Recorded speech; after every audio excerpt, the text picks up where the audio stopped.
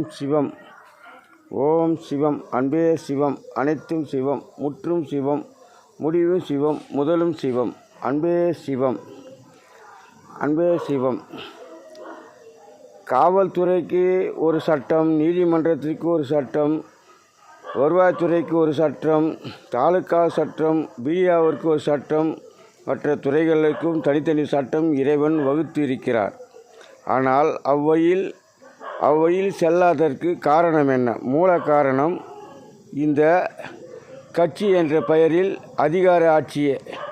அத்தனையும் இறைவன் வகுத்தப்பட்ட நேர்மையான சட்டத்திட்டங்களை எல்லாம் மூலையில் ஒதுக்கிவிட்டு இவர்கள் அதிகார சட்டத்தை பயன்படுத்தி இன்றல்ல, அரசியல் என்று துவக்கப்பட்டதோ அன்று காலத்திலிருந்து இன்று வரை அதிகார ஆட்சியை நடத்தி மக்களை மடைமையாக்கி இந்த நிலைக்கு தள்ளப்பட்டுள்ளார்கள்.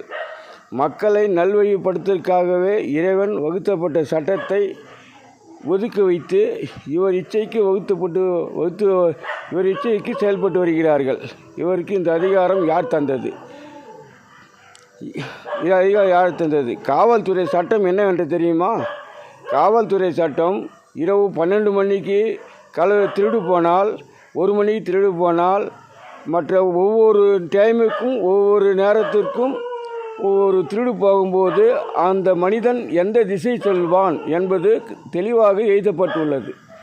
எந்த திசை செல்வான், அதே போன்று எத்தனை மணி நேரத்துக்கு திருடு போனது, அவன் எத்தனை கிலோமீட்டர் தூரம் போயிருப்பான், எத்தனை கிலோமீட்டரில் பதுங்கியிருப்பான், எந்த அருகில் அமர்ந்திருப்பான் என்பதெல்லாம் தெளிவாக எழுதப்பட்டுள்ள சட்டத்தை இந்த அரசியல்வாதிகள் சேர்ந்து அனைத்தையும் ஒதுக்கி வைத்துவிட்டு இவர்கள் இச்சைக்கு சட்டத்தை வகுத்து காவல்துறையையும் நீதிமன்றத்தையும் நிறுவனங்களையும் போக்குவரத்தை கவனிக்கக்கூடிய நிறுவனங்களையும் அனைத்தையும் தன்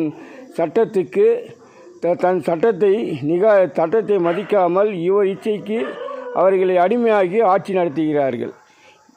இறைவன் அதற்கு ஏற்ற வழியும் செய்து இத்தனை காலம் வந்துவிட்டார். இனி பூமியில் இடைவெளி வேகமாக குறைந்து வருகிறது. பசுமை இடைவெளியும் சாலை மரங்களும் பசுமை காடுகளும் அழிந்து வருவதால் இன்று இருக்கும் மக்கள் தொகையை கணக்கிட்டு பார்க்கும் பொழுது இனி மக்கள் வாழ்வதற்கு கடுமையான நிலை வரும் என்று இனி அந்த அதிகார ஆட்சியை அடியோடு ரத்து செய்யவே இறைவன் கூறும் பதில் என்னவென்றால், கட்சி என்பது இருக்கக்கூடாது. கட்சிக்காரர்கள் இருக்கலாம், அவரவர் வேலையை அவரவர் செய்யலாம். ஆனால் கட்சி என்பது இருக்கக்கூடாது, ஓட்டு என்பது இருக்கக்கூடாது. இது அடியோடு ரத்து செய்து முன்காலத்தில் எழுதப்பட்ட சட்டத்தின் வழியில் செயல்பட்டால் எத்தனையோ எரிபொருள் மிச்சமாக. இன்று வீடியோ கேமராக்கள் வருவதற்கு காரணம் இவர் ஆட்சியாளர்களே தான். இவர்கள் அதிகார ஆட்சியில் கொண்டு வந்ததால்தான் காவல்துறைக்கு நேரமில்லாத ஓய்வு இல்லாமல் நேரத்தில் அவர்கள் செயல்பட்டு வருவதனால் அவர்கள் ஒரு குற்றவாளி கண்டுபிடிக்க பெரும் சிரமத்துக்கு ஆளாகி வருகிறார் என்பது இறைவன் கவனித்துத்தான்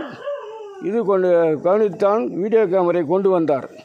அந்த வீடியோ கேமராவை இல்லை என்றால் இனி காவல்துறைக்கு பெரும் சிக்கலை உருவாக்கி கட்சிக்காரர்கள் அதிகார ஆட்சி மேலோங்கி நின்றிருக்கும். அதை